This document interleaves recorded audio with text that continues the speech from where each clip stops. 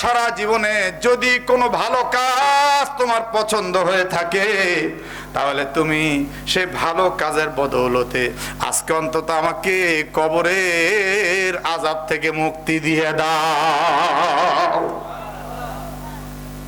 সঙ্গে সঙ্গে দেখলাম একটা কাক এসে পাখা মেলে ধরলো, আর মাটিগুলি আস্তে আস্তে দূরে সরে গেল।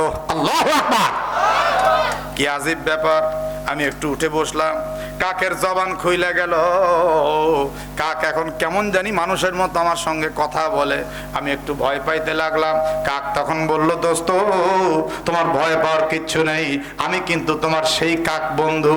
এবার বলে, ভাইজান আমার তো মনে নেই আপনি কিসের কাক বন্ধু, বুঝলাম না, কাক কি আবার মানুষের বন্ধু হয়?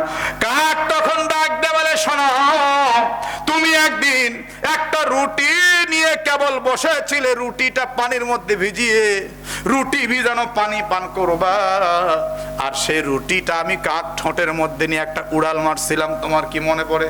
বলে, হ্যাঁ হ্যাঁ মনে পড়ে। জীবনে একটাবার একটা কাক আমার রুটি নিয়ে গিয়েছিল, সেই চিন্তায় বহুদিন আমি ব্যতিব্যস্ত ছিলাম। বলে, আমি সেই কাক, আমি যখন রুটি নিয়ে গাছের এক ডাল থেকে আর এক ডাল উড়াল দিচ্ছিলাম জীবনের টাকা আর ক্ষুধার তাড়নায়, তখন তুমি আমাকে তীর মারছিলে, আর আমার মুখের খাবার তীর মেরে হলেও নিয়ে নিতে চাইছিলে, কিন্তু না না না, আল্লাহর হুকুম ছিল রুটির প্রতি, আমি আকৃষ্ট হয়ে গিয়েছিলাম। রুটি আমার জন্য আল্লাহ রিজিক বানাইছিল, তুমি আমার কাছ থেকে নিতে পারো নাই। তীর মারতে মারতে মারতে মারতে এক ডাল থেকে আরেক ডাল, এক গাছ থেকে আরেক গাছ করতে করতে আমি যখন একদম নদীর কিনারে পৌঁছে গেলাম, আমি হয়রান হয়ে গিয়েছি, কেমন করে নদী পাড়ি দিবে ওজনদার একটা রুটি নিয়ে। আমি ভয়ে ভয়ে আল্লাহর নাম নিতে নিতে উড়াল দিলাম নদীর উপর দিয়ে। বড় নদী, তুমি নদীর উপর দিয়ে পর্যন্ত বারবার তীর মারতেছিলে, নদীর মধ্যে রুটি পড়লে সেই রুটি তুমি খাইতে চাচ্ছিলে, কিন্তু আল্লাহর কি কাম, যখন আমি তোমার দৃষ্টির আড়ালে ব্যালেন্সের বাইরে চলে যাচ্ছিলাম, তখন তুমি শেষ পর্যন্ত রুটি না পাওয়ার কারণে আল্লাহকে বলছিলে, আল্লাহ যখন এই রুটিটা আমি পাইলামই না, ফি সাবিলিল্লাহ। কখন বলছে ফি সাবিলিল্লাহ? কথা কয় না। কখন ফি সাবিলিল্লাহ কইছে?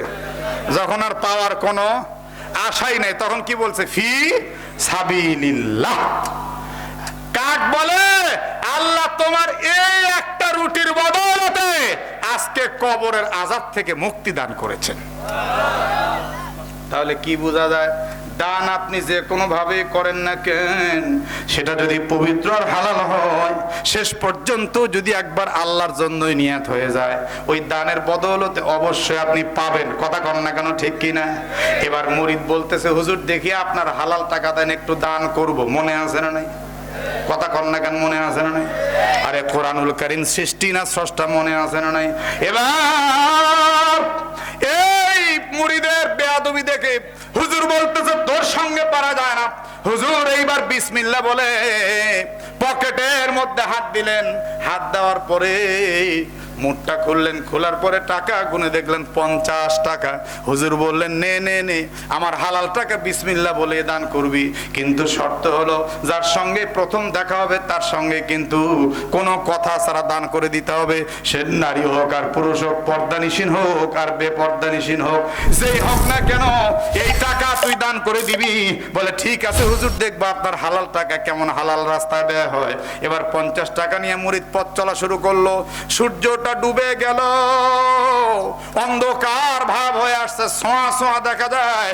হঠাৎ তার নজরে পড়েছে একজন মহিলা পর্দানিশী বোরকা পরে বাজারের এক প্রান্ত দিয়ে হেঁটে হেঁটে যাচ্ছে। মুরিদ একটু সন্তর্পণে লক্ষ্য করা শুরু করলো, কোথায় যাচ্ছে মেয়েটি। এক পর্যায়ে দেখলো বাজারের এক প্রান্তে আছে একটা ডাস্টবিন। এই ডাস্টবিন খোঁজা আরম্ভ করছে মেয়েটা। মুরিদের মনের মধ্যে রহস্য আর কৌতূহল আরো বেড়ে গেল। দূর থেকে ফলো করতে থাকলো সে কি করে।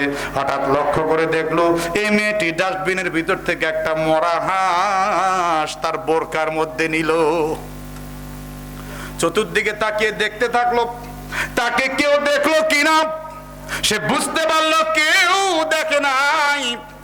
এক পর্যায়ে এই মরা হাঁসটা নিয়ে মেয়েটি হাঁটা দিল, মুরিদ দৌড়ে সামনে গিয়ে বলল, মা আপনার জন্য 50 টাকা হাদিয়া আছে মা।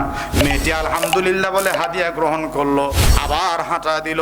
কিছু দূর যাওয়ার পর মেয়েটি ইতি উতি করে তাকাতে লাগলো, আর মুরিদ গাছের আড়াল থেকে চিন্তা করতে লাগলো, দেখি মেয়েটা কি করে। এক পর্যায়ে দেখলো মেয়েটা বোরকার ভিতর থেকে মরা হাঁসটা ফেলে দিল। হাঁটতে হাঁটতে হাঁটতে হাঁটতে নিজের বাড়ির দরজা খুলে বাড়ির মধ্যে প্রবেশ করলো।